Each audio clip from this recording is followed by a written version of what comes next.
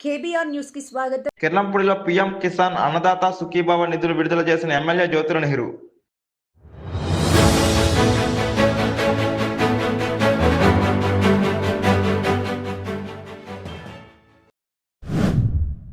పాడేరు నియోజకవర్గం నందిగావూరులో గిరిజనులతో మాటామంతి కార్యక్రమంలో ఉప ముఖ్యమంత్రి పవన్ కళ్యాణ్.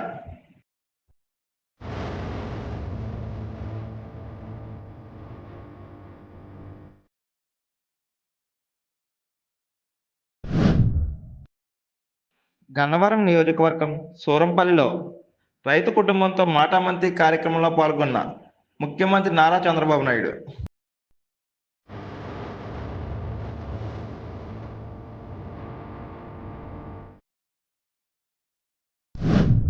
మహాత్మా గాంధీ జాతీయ ఉపాధి హామీ పథకం పునరుద్ధరించేంత వరకు కాంగ్రెస్ పార్టీగా పోరాడుతూనే ఉంటాం.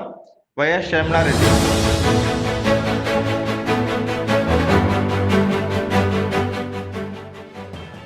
అన్నదాత సుఖీభవ పీఎం కిసాన్ 3వ విడత నిధులు రైతుల ఖాతాల్లో నియోజకవర్గంలో 30,820 మంది రైతులకు 17,42,00,000 రూపాయలు రైతుల ఖాతాల్లో జమ అయ్యాయని ఎమ్మెల్యే జ్యోతుల నెహ్రూ అన్నారు.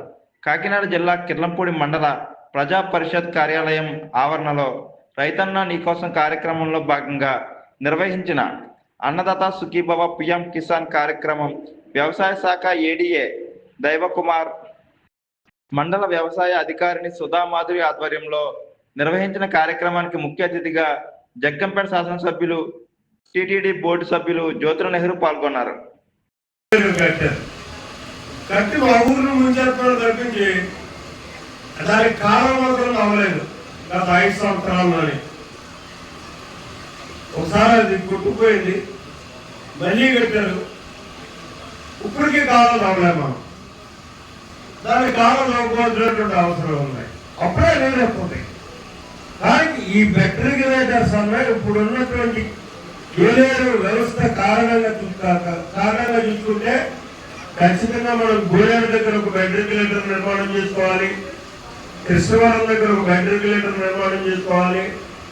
అలాగే మనం ముప్పాలు దగ్గర ఒక వారుగాల రెగ్యులేటర్ నిర్మాణం చేసుకోవాల్సినటువంటి అవసరం, రెగ్యులేటర్ కాదు క్రాస్ వాల్ నిర్మాణం చేసుకోవాల్సినటువంటి అవసరం ఉంది. ఇలాంటి ఒక 5-6 కార్యక్రమాలని ఆ నీటి మనం పాత ఏలేరులో చేసుకోగలిగినప్పుడే మనం సమృద్ధిగా నీరు మన ప్రాంతాన్ని రావడానికి అవకాశం ఉంటుంది.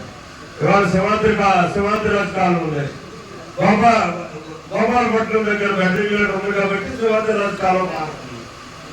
అలాగే ఈ అన్నింటినీ కూడా అక్కడ తిమ్మాపురం దగ్గర ఉన్న కొమ్మలు గండి పోయి ఉన్నాయి, దాన్ని రిపేర్ చేసుకోవాలి. ఇవాళ మనం ఈ అన్నింటినీ గుర్తించాం. ఆ అన్నింటినీ కూడా ఇవాళ రేపు వచ్చేటటువంటి ఓఎన్ఎంలో పెట్టి రిపేర్ చేయించాలి అని చెప్పేసి నిధుల కోసం ప్రయత్నం చేస్తున్నాం. చేసి ఆ అన్నింటినీ కూడా మనం తయారు చేసుకోవాలి. ఇది చేసుకోవడం ఒకేటైతే ఇవన్నీ కడితే కూడా ఇంకో ప్రమాదం ముందుకొస్తున్నాం. ఎప్పుడైతే లెవెల్ పెంచామో మన మీదకి నీరు వరదొచ్చినప్పుడు ఊళ్ళు మునిగిపోయేటటువంటి ప్రమాదం ఉంటుంది, పంటలు మునిగిపోయేటటువంటి ప్రమాదం ఉంటుంది. ఆ ప్రమాదం ఉండకుండా బోత్ సైడ్స్ కూడా మనం బ్యాంక్ నిర్మాణం చేసుకోవాలి. 12 అడుగులు ఎత్తి యావరేజ్ ఎక్కడికక్కడ మనం బ్యాంక్ నిర్మాణం చేసుకోగలిగితేనే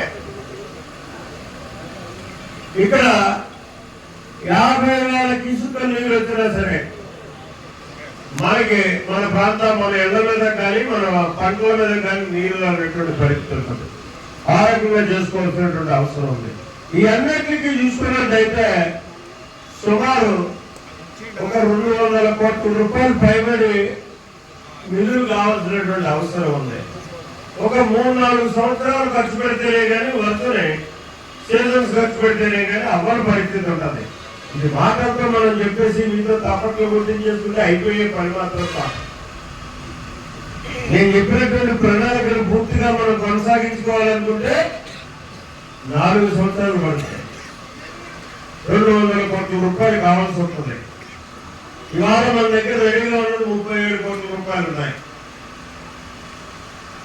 ఏదైతే గత ఆధునీకరణలో ఇచ్చినటువంటి 130 కోట్ల రూపాయల్లోనే ఖర్చు పెట్టగా పోయినటువంటి నిధులు 37 కోట్ల రూపాయలు ఉన్నాయి. ముందు ఆ 37 కోట్ల రూపాయలతోటి కూడా ఎక్కడ అవసరమో అక్కడ కార్యక్రమాల్ని మొదలు పెట్టించడం జరుగుతుంది. ఈ సీజన్లో మొదలు పెట్టించిన తర్వాత ఉన్న నిధుల్ని 170 కోట్ల రూపాయల నిధుల్ని కూడా మళ్ళీ తీసుకుని వాటిని కూడా చేసేటటువంటి పరిస్థితి ఉంటుంది. ఖచ్చితంగా మాత్రం దీన్ని పూర్తి చేయాలనేటటువంటి ఒక కార్య దీక్షతోటి దక్షతతోటి నేను పనిచేస్తున్నానని చెప్పి సందర్భంగా మీ అందరికీ సవినయంగా మనవి చేసుకుంటూ, మరి ముఖ్యంగా మన ప్రధానమంత్రి గారు మాట్లాడుతున్నారు. వాయిస్ పెట్టండి అమ్మా, ఇట్లా పర్లేదు, నా పని అయిపోయింది. ఎందుకంటే మనం ఇవాళ మన రాష్ట్రంలో చూసుకుంటే మా నియోజకవర్గంలో చూసుకుంటే 30,000 మంది మన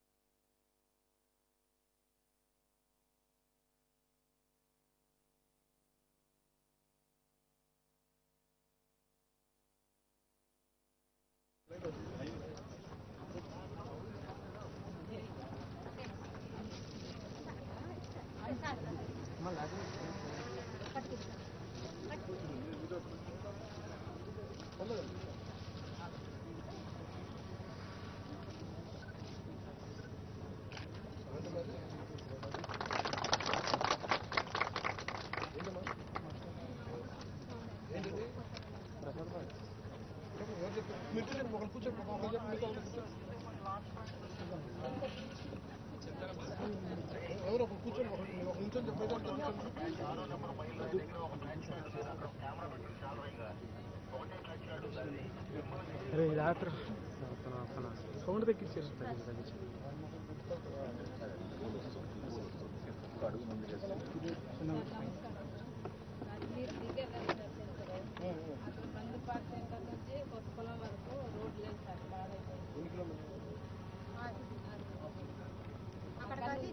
ఏదైనా సార్ మాకు డెలివరీలో అయినా ఏదైతే పేషెంట్లు అయినా సార్ అక్కడ నుంచి ఇక్కడ వరకు మోసుకొని వచ్చి అంబులెన్స్లో తీసుకెళ్ళాలి. 407 కుటుంబాలు అదే జనాలు. అవును సార్. మళ్ళీ అక్కడ నుంచి కొత్తపల్లం నుంచి జోడూరు వరకు కూడా రోడ్డు కావాలి. అక్కడ నుంచి మేము సీతాపల్లం అలాగే బాగు మంచినీరు కూడా లేదు.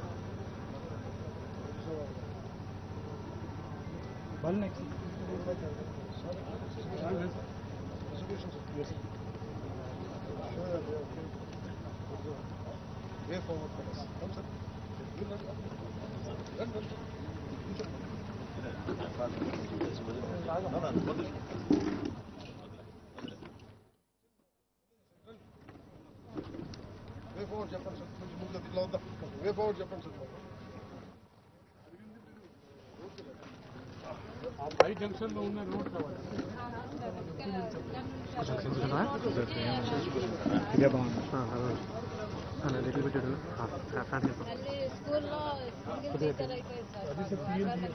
అమ్మా అన్ని ఒక్కసారి చెప్పేస్తే మళ్ళీ 1 by 1 చెప్పండి. 50 ఫస్ట్ రోడ్ చెప్పండి. ఆ రోడ్ ఇది PMGS by road 20 years back కట్టారు. మళ్ళీ తిరిగి PMGS బై కింద వచ్చేది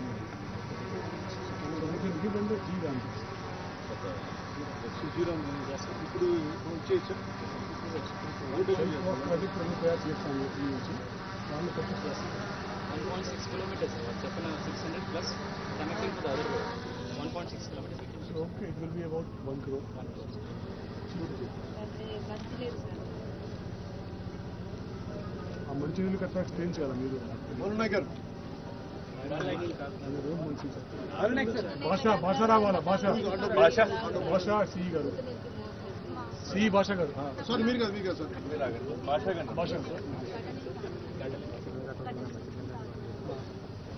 గారు ఒకసారి మంచి నీరు లేదు సార్. ఎక్కడ కొత్త పొలం సార్. కొత్త పొలంలో నీరు వచ్చిన దిగిన కింద కొత్త పొలం ఎమ్మెల్యే ఎవరు అండి? 3000 మనం పెట్టాం కదా విలేజెస్ దాంట్లో ఉందా ఇది కొత్తపాలెంలో ప్రోగ్రెస్ ఉంది 7,6.9 lakhs జరుగుతుంది. ఒక నిమిషం ఆల్రెడీ ఎగ్జిస్టింగ్ దాంట్లో ఆ నేరు అసెంబ్లీలో సార్ నిన్న డిప్యూటీ సీఎం గారు ఒక 3,000 హ్యాబిటేషన్స్కి స్పెషల్గా ఎక్కువ కష్టంలో ఉన్న హ్యాబిటేషన్స్కి స్పెషల్గా మంచినీళ్ళు కోసము శాంక్షన్ ఇచ్చారు. ఆ కొత్త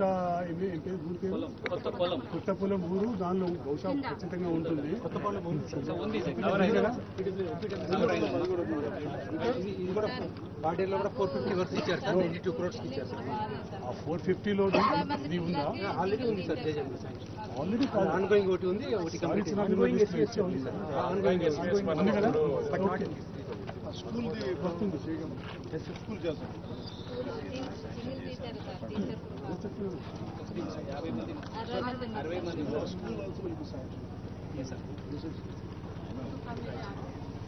ఇప్పుడు సార్ రోడ్ అయిపోయింది కదా, రోడ్ వచ్చేస్తుంది జీరామ్జీ పథకం కింద. తర్వాత మంచినీళ్ళు నిన్నే డిప్యూటీ సీఎం గారు శాంక్షన్ చేశారు. ఆ లిస్ట్లో మీ ఊరి పేరు కూడా ఉంది. సో మంచినీళ్ళు కూడా డిప్యూటీ సీఎం గారు శాంక్షన్ చేసిన మేరకు వచ్చేస్తుంది. లిస్ట్ చెకప్ చేశాను, మీ ఊరి పేరు దానిలో ఉంది. 6.9 lakhs ఇచ్చారు.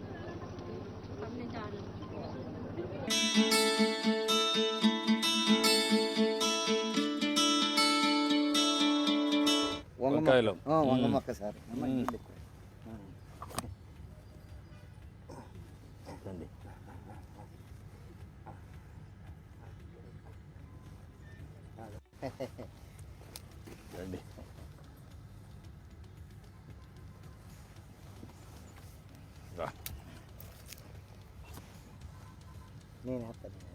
మనం ఎన్ని కూడా మనం పెట్టాల్సిందండి ఇవన్నీ అటుబట్టు.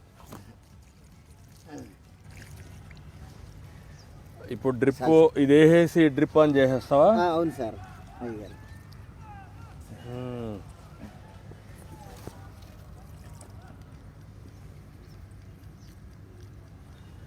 ఇప్పుడు ఇది పెట్టేసిన తర్వాత డ్రిప్ ఆన్ చేసి సరిపోతుందా, నీళ్లు పోయాలి మళ్ళీ అవసరం లేదు? లేదయ్య గారు, ఈ డ్రిప్ వల్ల మనకు ఉపయోగం బాగుంటుంది సార్.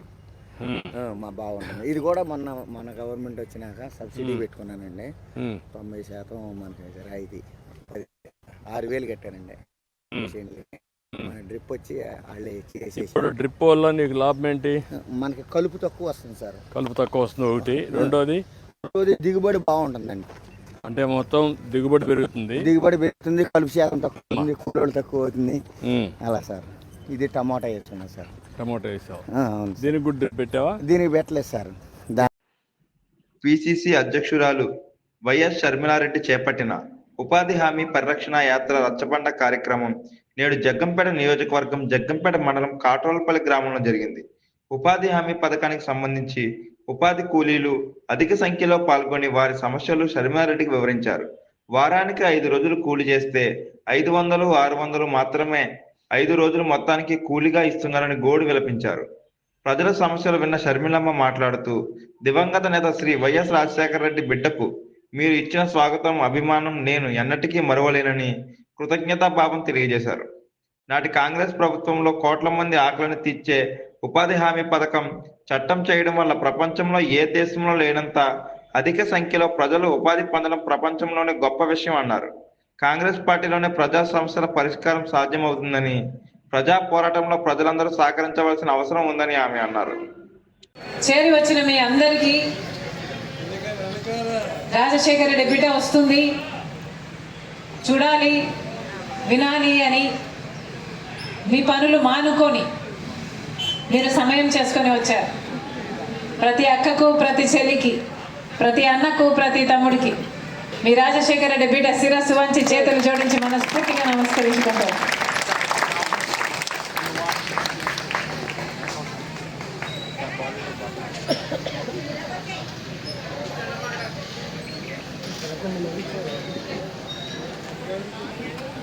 రాజశేఖర రెడ్డి గారు కేవలం 5 సంవత్సరాలు మాత్రమే ముఖ్యమంత్రిగా ఉన్నారు.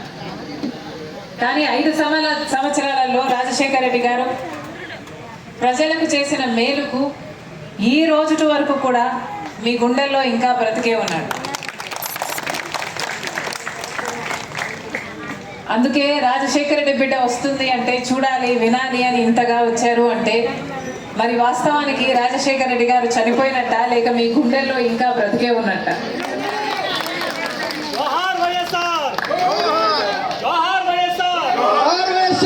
సంవత్సరాలలో రాజశేఖర రెడ్డి గారు ఎన్నో అద్భుతాలు చేసి చూపారు. ఉచిత విద్యుత్తో మొదలు పెట్టాడు రాజశేఖర రెడ్డి గారు. ఆ తర్వాత రైతులకి ఎన్నో చేశాడు. పెట్టుబడి ధరలు తగ్గించడం అయితేనేమి, గిట్టుబాటు ధరకు ఇవ్వడం అయితేనేమి, లేక సబ్సిడీ, బీమా, రుణమాఫీ ఇలాంటి ఎన్నో చేశాడు రాజశేఖర రెడ్డి గారు. ఎంతోమంది రైతులు ఆ రోజులు రుణమాఫీతో లబ్ధి పొందారు. మహిళలకు వడ్డీ రుణాలు అయితేనేమి, లేక లక్షల కొద్ది ఇందిరమ్మ ఇల్లు అయితేనేమి ఎన్నో చేశాడు రాజశేఖర రెడ్డి గారు. ముఖ్యంగా పేదవాడి ఇంట్లో జబ్బొస్తే ఇంటిళ్ళ పాది అప్పుల పాలైపోతుంది కదా అని ఆలోచన చేసిన ఏకైక నాయకుడు రాజశేఖర రెడ్డి గారు. అంతవరకు ప్రపంచంలో ఏ నాయకుడు ఆలోచన చేయలేదు. అందుకే రాజశేఖర రెడ్డి గారు ఆరోగ్యశ్రీ పథకాన్ని తీసుకొస్తే ఎంతో మంది పేదవాళ్ళు కార్పొరేట్ ఆసుపత్రులకు వెళ్ళి పైసా ఖర్చు లేకుండానే పెద్ద పెద్ద ఆపరేషన్లు చేయించుకోగలిగారు. ఆ రోజుల్లో రాజశేఖర రెడ్డి గారు ఆరోగ్యశ్రీ అమలు చేస్తే పెద్ద పెద్ద ఆపరేషన్లు చేయడమే కాదు, ఆ తర్వాత మందులు కూడా ఫ్రీగా ఇచ్చేవారు, ఆటో ఛార్జీలు కూడా ఇచ్చేవారు. తర్వాత రాజశేఖర రెడ్డి గారు ఒక లెటర్ కూడా రాసేవారు. ఇలా రాజశేఖర రెడ్డి గారు ప్రజలను ప్రేమించాడు కాబట్టే ఇలాంటి పథకాలు రూపొందించగలిగాడు. ఫీజు రీయింబర్స్మెంట్ కూడా అలాంటి పథకం. పేద బిడ్డలు గొప్ప చదువులు చదువుకోకపోతే ఆ కుటుంబాలు పేదరికం నుంచి ఎప్పటికీ పైకి రావు అని రాజశేఖర రెడ్డి గారు ఎరిగారు కాబట్టి ఫీజు రీయింబర్స్మెంట్ పథకం పెడితే ఎంతమంది పేద బిడ్డలు డాక్టర్లు, ఇంజనీర్లు, ఎంబీఏలు, ఎంసీఏలు పైసా ఖర్చు లేకుండానే చదువుకోగలిగారు. ఈ రోజు వరకు కూడా లక్షణంగా